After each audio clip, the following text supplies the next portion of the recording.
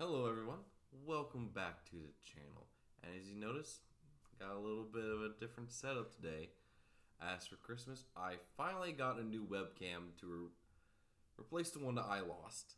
And I got a brand new microphone that is of definite higher quality. So I'm very excited to, one, show you my face because I think that drives a lot more connectivity with the viewership. That kind of it's just better for connection and viewership. That way you don't just have a Packers or Brewers logo behind the screen and you just hear a random dude talking. You actually see me and my reaction to everything. And also want to say Happy New Year, everyone. Hope you had a wonderful time. I definitely did. I spent the entire weekend with my girlfriend, celebrating New Year's together, watched a lot of great football. College football playoff was super exciting. And then, of course, watching the Green Bay Packers absolutely dominate the Minnesota Vikings on New Year's Day was a real treat. And so that's what we're going to get into today, breaking down the Green Bay Packers' impressive victory, 41-17, and that score is not even close to how the game felt. They got 2 touchdowns, garbage time, don't really count. And so let's start off with the scoring first of all. If you see my eyes going, I have it pulled up on my second monitor, so don't worry about that. I'm still trying to get it adjusted to the whole camera thing as well. It started off in the first quarter with the Vikings kicking a 21-yard field goal, which is actually a really great defensive stand by the Packers after a block punt on after the Packers' first series put the Vikings on the 1-yard line, and that defense held firm. Did not allow a touchdown, set the tone early defensively, only let the field go up, and on that ensuing kickoff, Keyshawn Nixon 105-yard touchdown return. This man has been a difference maker for our special teams. Why has he not been returning kicks all year is my question, because clearly he knows what he's doing. He should be a Pro Bowler, but since he only did it for half a year, he won't be getting in, which is unfortunate. And then later on in the first quarter, on 4th and 2, Kirk Cousins threw an interception that was deflected up in the air, and Darnell Savage, who we've been harping on all year, hasn't really playing that great. 75-yard pick six to put the Packers up 14-3. Absolutely insane and amazing. And the Packers, after a nice long drive, was able to get a 26-yard field goal from Mason Crosby to get 17-3. Then with 2:41 left in the half, Robert Tonyan had a 21-yard touchdown pass from an absolute beautiful throw from Rodgers on a run. It looked really good at 24-3. Then after the Vikings missed a field goal with about under a minute left the game, the Packers were able to drive down, and Mason Crosby hit a season-high 56-yarder after he doinked the bottom crossbar and it flipped up and in, making a 27-3 halftime lead for the Packers. And we were excited. Very, very excited. We're also concerned because the Vikings have been able to pull out some pretty bull crap things before. 30-0 against the Colts ring a bell.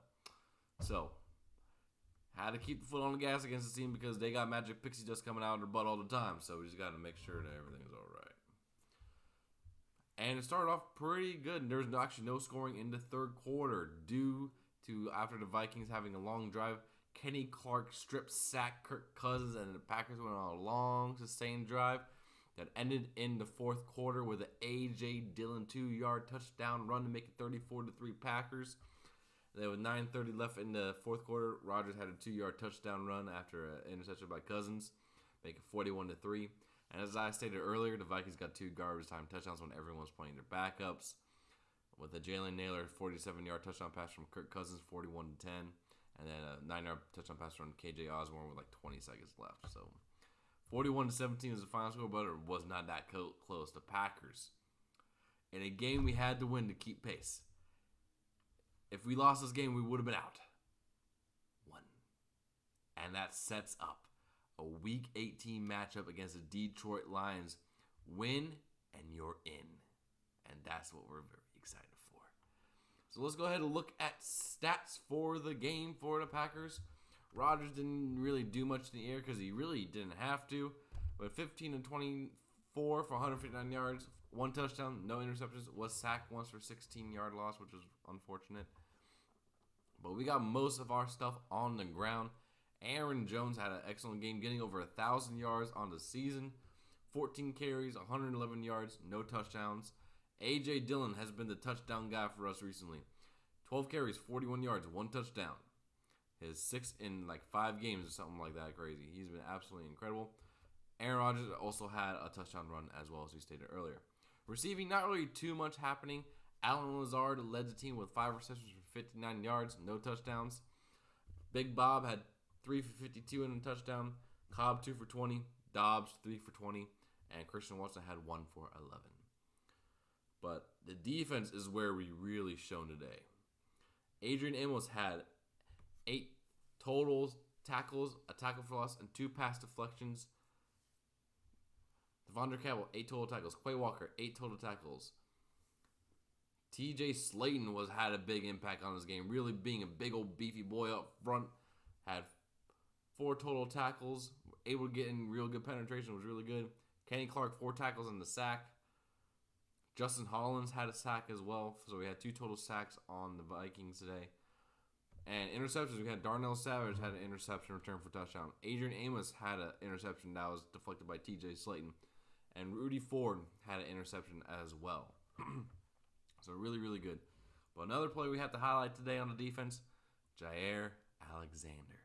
Even though he did not record a single tackle, that is very good because we held Justin Jefferson, one of the best, maybe even the best receiver in the NFL today, to 1 catch, 15 yards. After he absolutely dominated our defense in the first game. 9 for 184, 2 touchdowns. Jair was talking trash all week saying that was a fluke. And he shut him down. And that was like, Thank you very much, Jair. Much appreciated. Return, again, Nixon had 1 kickoff return for touchdown. 105 yards, 1 touchdown. Never kicked to him again.